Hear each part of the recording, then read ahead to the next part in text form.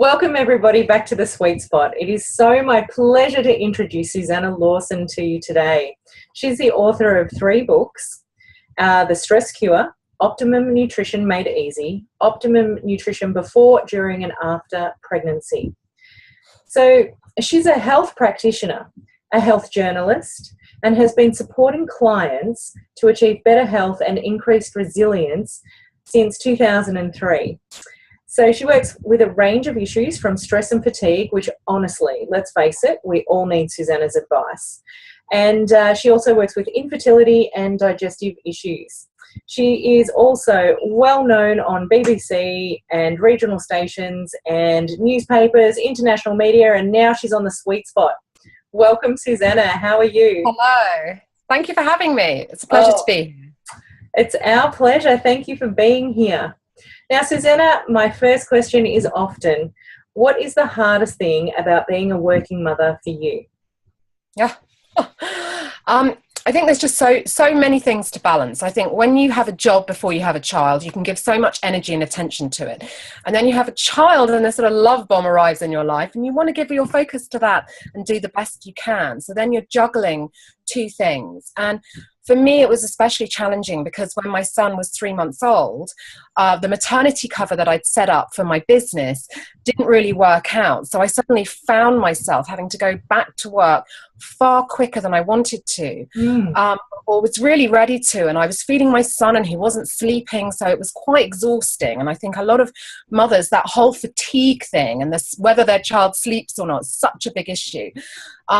So I had to find a way to be able to be there for my son and carry on feeding him and being with him, and didn't want to hand him over to a nursery or childminder because I wanted to carry on feeding him, but then fulfill my work obligations. So I would be with him during the day and then work at night. And that was probably the toughest thing I had to do, to find the resources and the energy within me.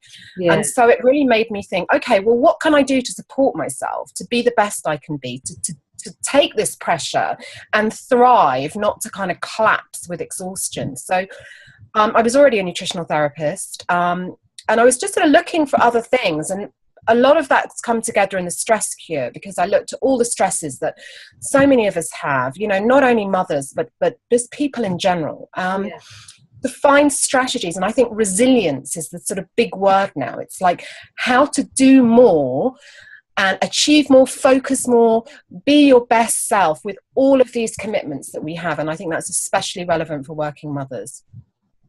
I think it's amazing hearing that, Susannah, that during the time of peak fatigue, you rationally thought about what you needed. Well, you know, and I'm going to share this, you know, we're going to talk about this. We're going to talk about something called heart math shortly, but that technique for me was the most powerful, fantastic, and yet amazingly simple lifesaver, because you're absolutely right. When you're tired and emotional, rational thought sometimes eludes us, doesn't it? And we know it. We're like, oh, it is not anywhere present. Let's face it.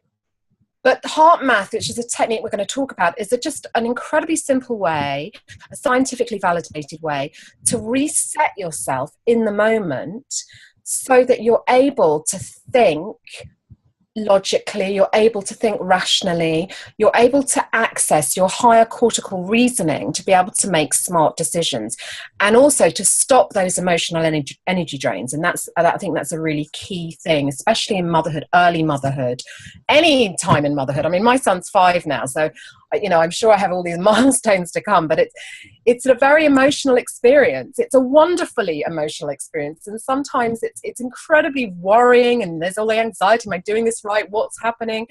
You know, and those emotions are what really drain us.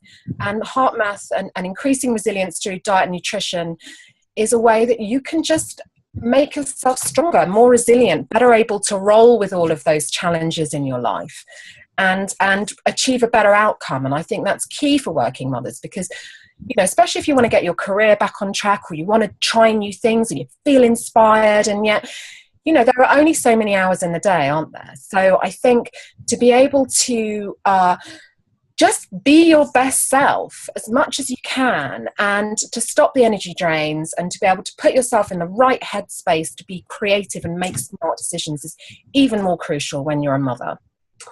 Absolutely. I couldn't agree with you more. And I'm so looking forward to hearing how we can do all of that in a flash. Well, not in a flash, but it is quite simple. Well, you know, yeah.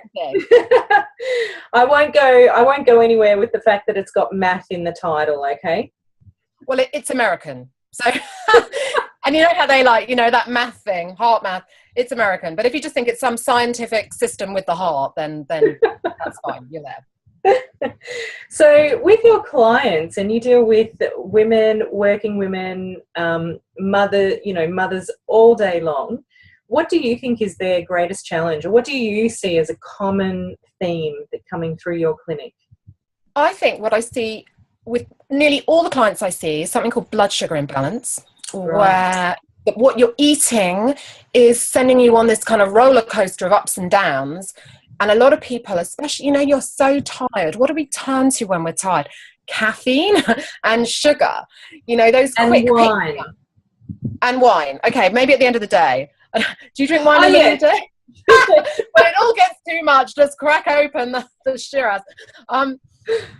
Mostly it's sugar, you know, and I think when you have a young child, especially, there's this sort of endless round of meeting other mums and going to play dates and going to little events, and you know, you get given coffee and biscuits and you're like, oh, feed me, I need sugar, I need cake, and you get into this trap of feeling kind of going from really tired to having the caffeine and the sugar and feeling really, really wired, and then you go down again, and then you get on this roller coaster of kind of ups and downs and ups and downs.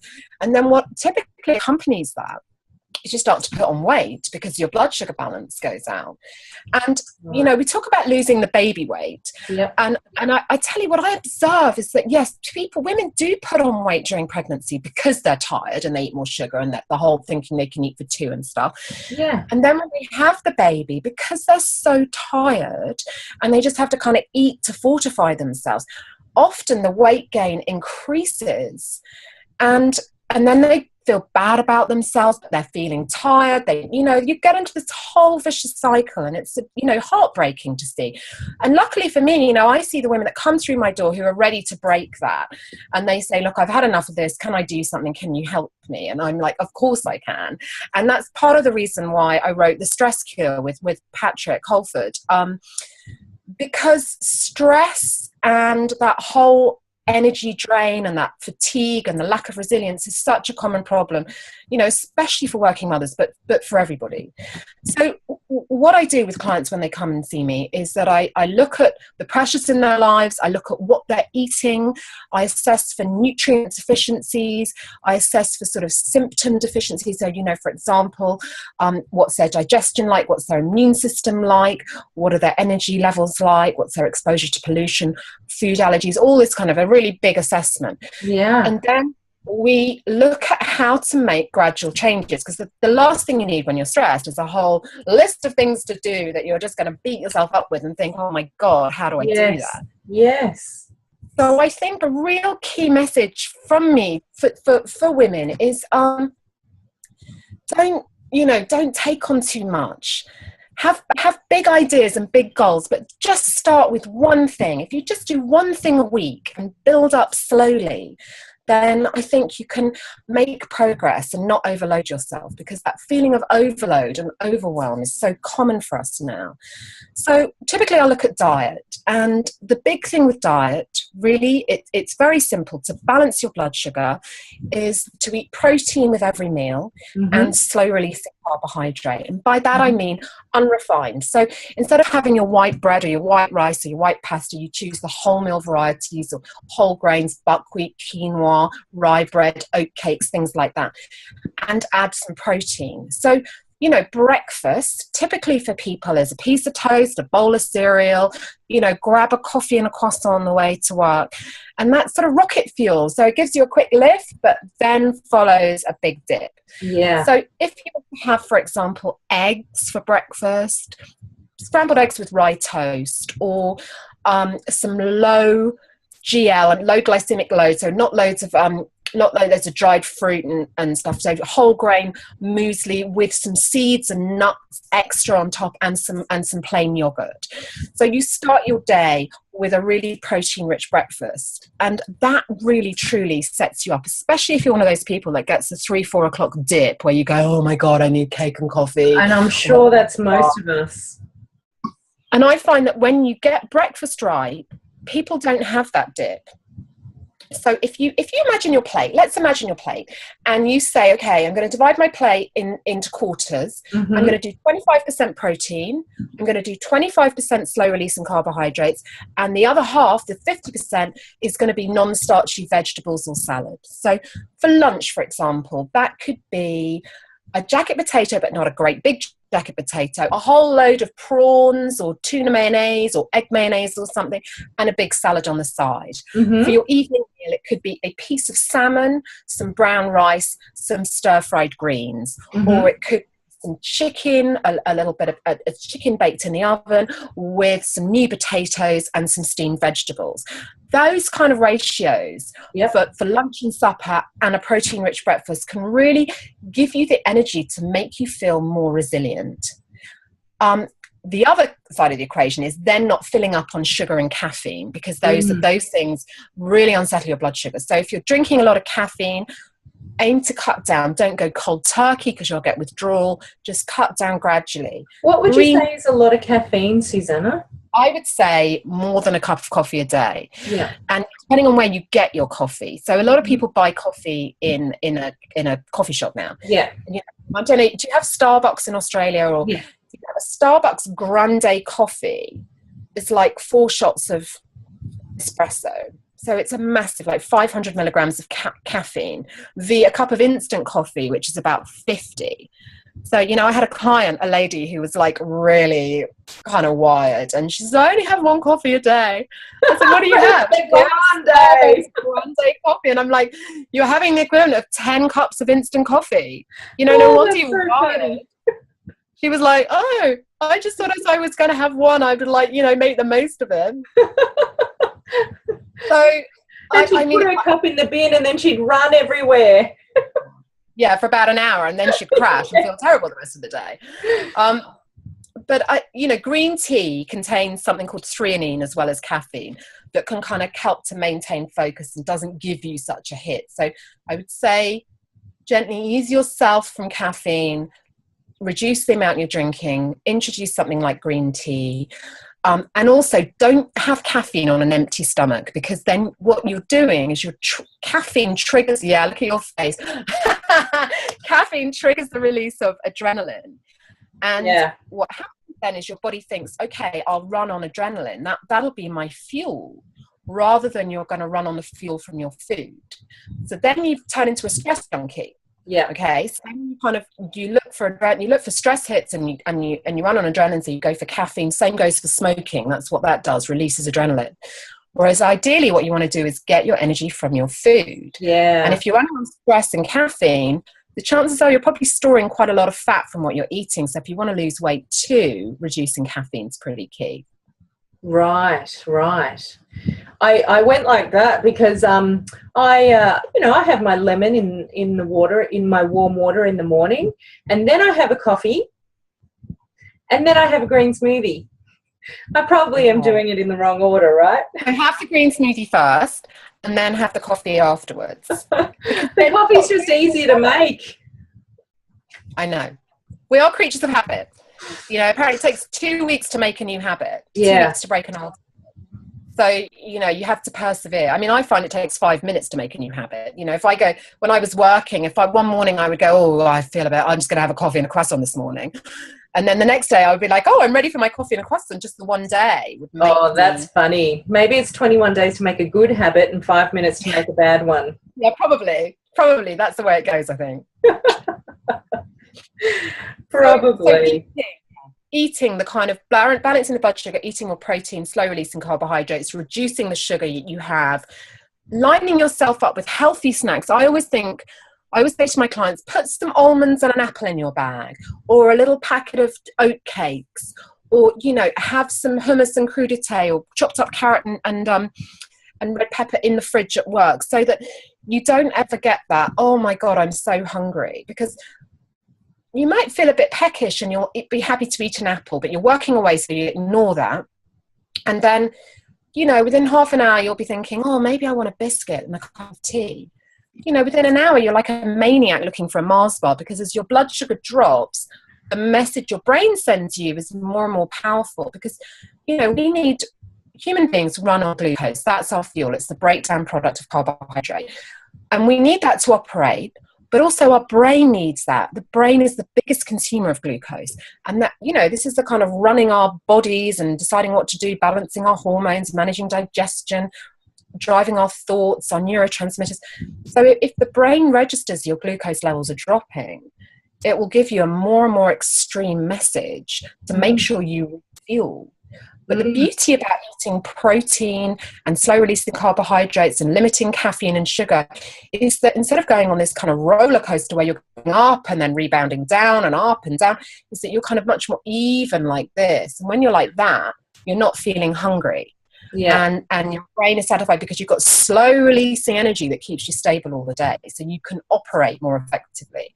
And it's less, this is very tiring. Doing this is very, very tiring. It just looks tiring. It is tiring. So, you know, you want to conserve your energy for the important things you really want to be doing, not kind of up and down with your energy all day long. Yeah, for sure. You know, I think a lot of, you know, women would certainly know that, you know, certain styles of eating. What do you do with the cravings, though? Like, to be honest, I'll put the kids to bed, go and have a cup of tea, and then I'll go, oh, I feel like, and it can be salt or sweet. I can go either way. Generally sweet before, obviously, you know, my period's due, but salty often the rest of the time. What would you say about that? It's interesting what you say about periods, because that kind of craving that we get and those mood dips, they're all symptoms of blood sugar imbalance. And you know, the theory is by some health professionals anyway, is that whole PMT thing and that whole craving thing is just exacerbated blood sugar imbalance. So once you're able to balance your blood sugar, once you're able to have protein with every meal, never skip a meal, never skip breakfast, have healthy snacks around, then when you're balancing your blood sugar, those cravings reduce. So that the whole balancing the blood sugar can really, really help to reduce those kind of late night snacky cravings. Because the other thing, especially if you want to lose weight, you know, we tend to late load our food. So we might have a small breakfast, a bit of a snacky lunch, and then come home to a big supper, especially if we're coming home with our partners. We'll make our kids some tea, and then often the pattern is to sit down with your partner and have a nice dinner. But by that stage of the day, you know, you've kind of expended most of your energy. So really done. If you think about it logically, you know, breakfast should be the biggest meal because you're just going to out the door and do all the things you're going to do. Yeah. Lunch pop you up, and a lighter supper. And certainly when you're sitting in front of the TV or relaxing or whatever you do in the evening, if you have the opportunity to do that, or maybe you're like me working in the evening and you kind of think, oh, I just need a little something to sustain me. So I would say then, you know, have some fresh fruit and some nuts, have something that isn't sugary or too salty. And with the kind of eating more protein during the day, you will find that you will gradually lose your appetite for that. Okay. Quite key is to make sure you get the right nutrients. And I think a lot of people are very, very deficient. So supplementing something like a B complex, magnesium, zinc, a multivitamin, coenzyme Q10, one of the key energy nutrients. Taking those kind of supplements just gives you the nutrients you need to function more optimally. And obviously we've got half an hour. We don't have time to go into doses and stuff, but I have got, no, this is a shameless plug, everyone. This is my book, The Stress Cure. And in there's a whole chapter on the energy nutrients and a whole chapter on supplementation and the right levels and putting together the right program for you for increased energy and managing stress better. Yeah, great. And I'm glad you alerted us to the time, because I really, really do want us all to learn about HeartMath. Yeah. I think that's really key, because for me, working with clients over many years, one of the things that I found is that no matter how good their diet or their supplement program was, how disciplined they were, if they still were stressed, there was only so far they could go in terms of achieving their health goals. Yeah. And so, you know, when I was studying to be a nutritional therapist, we'd have to ask about stress, and we'd talk about, you know, going for a walk in the evening, having a glass of wine, going for a lovely walk, and sorry, I said that, didn't I? Going for a walk, having a nice bath, having a massage, you know, something like that to wind down from the stresses of the day.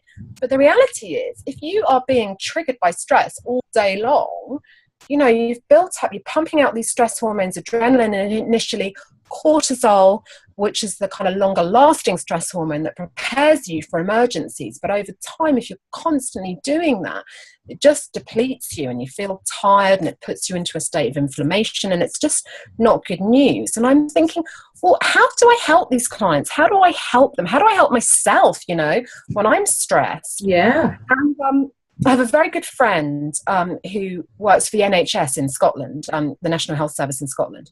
And she was introducing something called heart math. And she was going to California to go on this training course. And I was like, well, tell me about this heart math, you know. And I looked at some of the research, and I found that 1 month of practicing heart math for 5 minutes a day could reduce your cortisol levels, which is the stress hormone, by 23%, and increase your DHEA levels. DHEA is like the sister hormone to cortisol. It's the one that we want to replenish us, revitalize us, rejuvenate us, keep us young. 1 month of doing heart math increased that by 100%. No.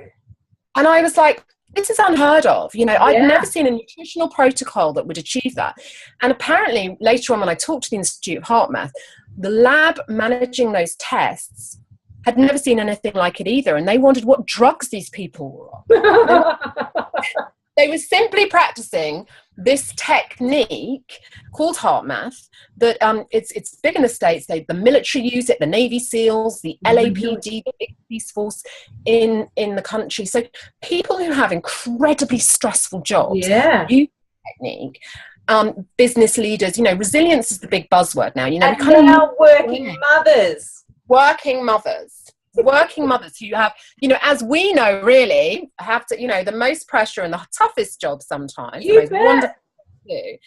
So I kind of gate crashed my friend's course, went out to California, this is pre-children, of course, and learned all about this amazing technique, which was just incredibly simple. Yeah, had this amazing research around it.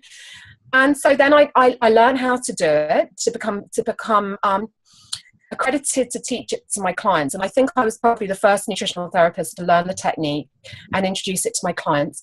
And I have to say, you know, pretty much every client I see, I use this with now. And there's some technology that goes with it that's great. You measure something called heart rate variability.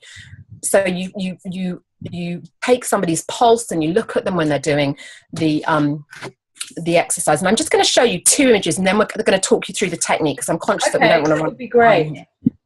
So when you feel frustrated, you know, we talk about stress. And what is stress? Stress is the emotional reaction that we have to an event. And you know, we're going to have different triggers depending on who we are. But if we feel frustrated, overwhelmed, feeling overwhelmed is like the key thing that I hear from working mothers all the time. I just have so much to do. I don't feel I'm doing all of it right. I've got a job to do. I've got friends who have a 4-hour commute there and back before they even start work. You know, they have to leave their house, drop their child off, get on the train, get on the tube, get on a bus, get to their office, and then do the whole thing in reverse. 4 hours of their day that's spent simply being able to get to their job and back. You know, I have other friends who are working 12 hours a day. The guilt they feel about not seeing their kids, you know, all of those frustrated anger. And this is what this looks like. If we're gonna track that, so if we can see here, if we track your heart rate variability, what your heart is doing, this is what this looks like. Then if we are able to shift our emotional state using this technique, and this is the real powerful thing about it, into, say, feeling calm, appreciative, grateful of the things in your life, then we look at this pattern here, which is what we call being coherent. Right. And this is sorry, another shameless plug. This is in the stress cure. Sorry. No, it's just quite interesting. We're interested in the science. But one of the things I want to do for the viewers is if they email me, I can send them a report with this in so they can see it for themselves, and I can do that completely free so they can read about it, because I'm so passionate about this. I really want to share it with people. So, so it's a very, very simple technique that you do. And what it does is it helps you transform stress in the moment that you experience it.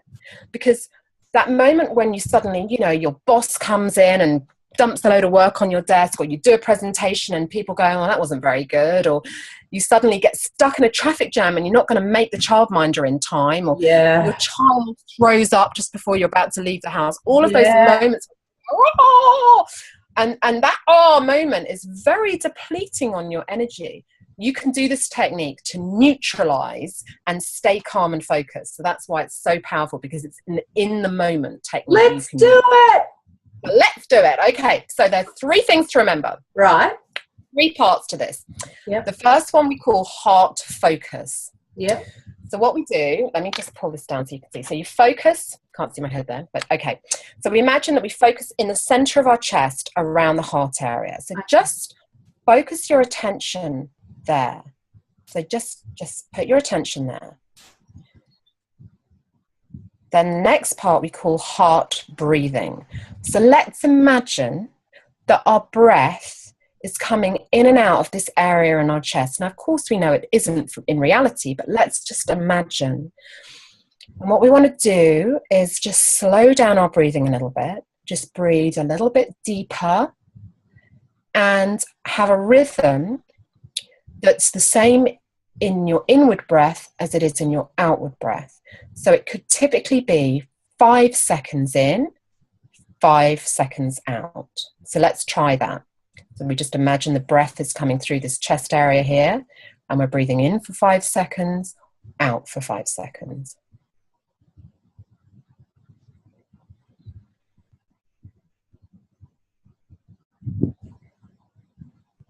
Now, we don't want it to feel laboured, so if 5 seconds is not comfortable for you, choose the rhythm that is, but just try and make the in-breath and the out-breath an even breath. So it's the same duration in, the same duration out. Now, those 2 steps alone, when you're confronted with a situation that's going to trigger you to feel negative emotions, frustration, overwhelm, whatever, that will help to deplete it. The third stage is the key part to shift yourself from feeling frustrated, angry, overwhelmed into feeling more positive. So the third stage we call heart feeling. And what we want to do here is recall an event in your life where you were filled with appreciation or love or gratitude or happiness. So it could be when you first held your baby in your arms.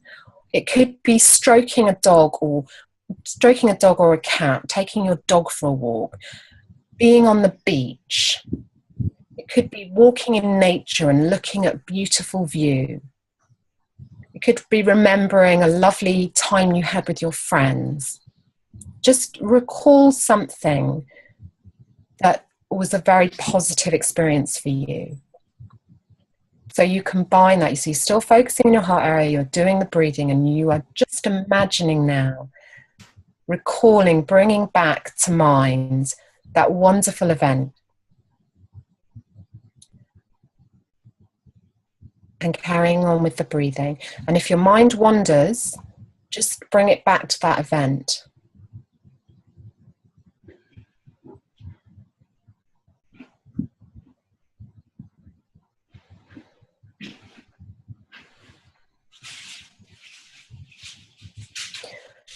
Now, what you will have done is become what's called coherent. So you should be feeling calmer. You should be feeling more positive. Yeah. And able to make better decisions, think more clearly. Now, obviously, what you did there is what people do when they learn. Here we are, you're in your office, I'm in mine, there's no kids around, there's no distractions. Yeah. It's a really easy thing to do. Yeah. Okay. And the thing is to learn this, you need to do this every day for 5 or 10 minutes every day. Find the time. And the key thing is finding that time. So what I would suggest you do is you get your diary out. You look in your day when you could do this and you write it down like you would write any other appointment, so that you sure that you actually do it, because the day is busy, right? You've got lots going on. So as a working mother, you've got all kinds of things going on. Yeah. So you're able to schedule that in, whether it is first thing in the morning, whether it's after you've put the kids to bed, whether it's at lunchtime in your office, wherever, but just do it every day, because the key thing is once you've learned how to do that, you can then do it at any point during the day that something stressful triggers you. So the tip is, though, to do it consistently for 5 minutes a day. Yeah. 5 minutes a day, 10 minutes every single day. And we reduce our cortisol levels by 23%? Yeah, and increase your DHEA by 100. Just doing that, 5-10 minutes every single day. Whilst I was doing it, I couldn't stop thinking of those Navy SEALs. Well, in a good way? Are you being naughty there?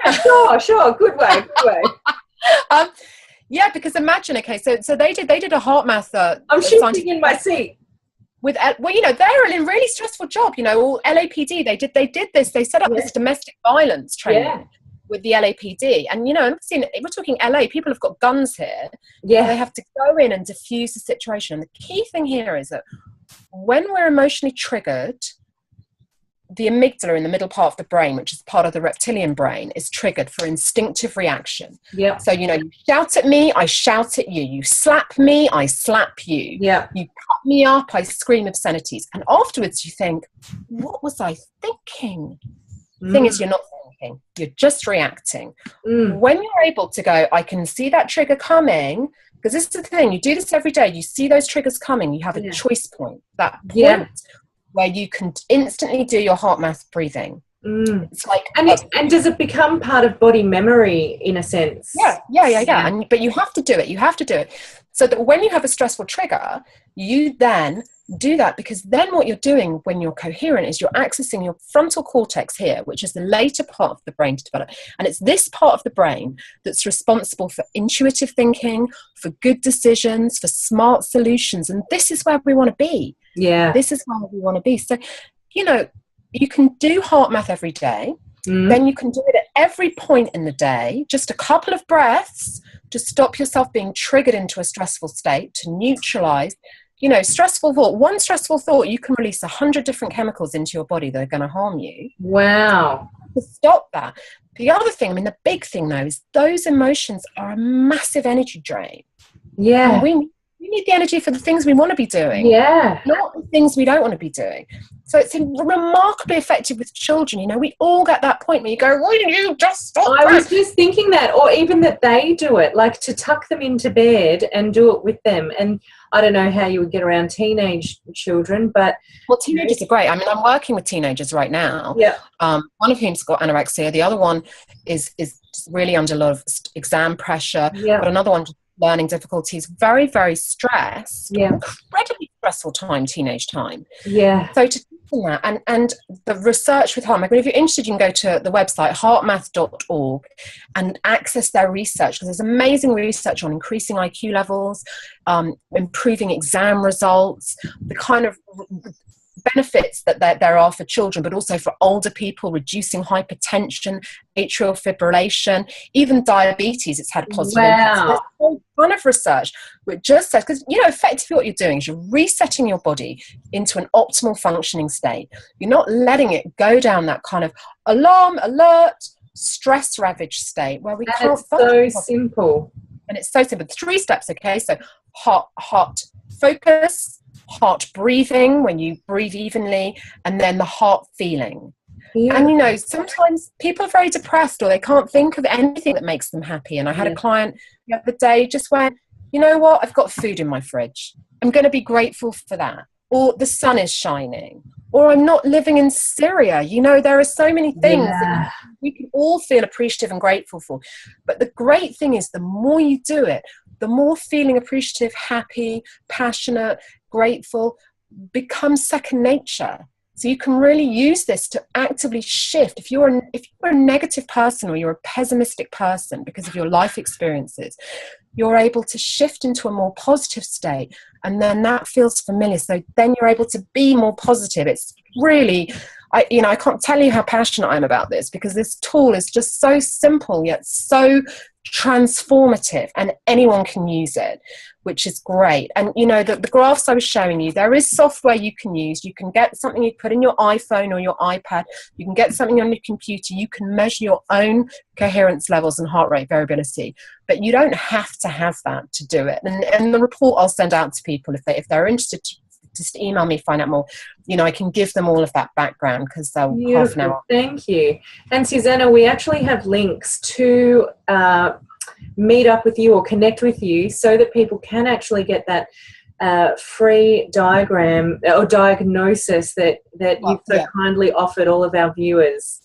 No, that's fine. And the stuff on my website, there's also some free relaxation downloads for people if they want to put something on their iPod or just download MP3, so that there's some visualizations they can do. I can send them the heart math report. So yeah, anything I can do just to spread the word and help reduce stress and increase resilience. I'm really happy. Well, that has been a wonderful conversation with you, Susannah. I'm so thrilled, because right now, and I'm sure our viewers are exactly the same, I could go off to bed and off to sleep very easily now as well, so I can see it for me even to do it, just prior to bed. It's great for sleep problems. For sleep problems. But also, anytime you have a problem and you're not sure what to do to get coherent, do your heart rate, then you think, okay, what would be a good decision here? What would be a good choice to make? You're in an optimal state to make better decisions, and that's the key thing. I love it. Thank you so much, Susannah, for being with us today on The Sweet Spot. I've thoroughly enjoyed learning everything that you have imparted to us today. Well, thank you so much for having me. It's been a real pleasure and a privilege. And good luck to everybody, and good luck on your journeys. And thank you for listening. And as I said, all of the links to access more of Susannah's amazing work with heart math and nutrition, and the book that she was shamelessly, popping on the screen for us. No, it's all good. We love it. The more resources that we have, the better individuals we become. And I look forward to seeing you all again on The Sweet Spot tomorrow night. Thank you. Bye.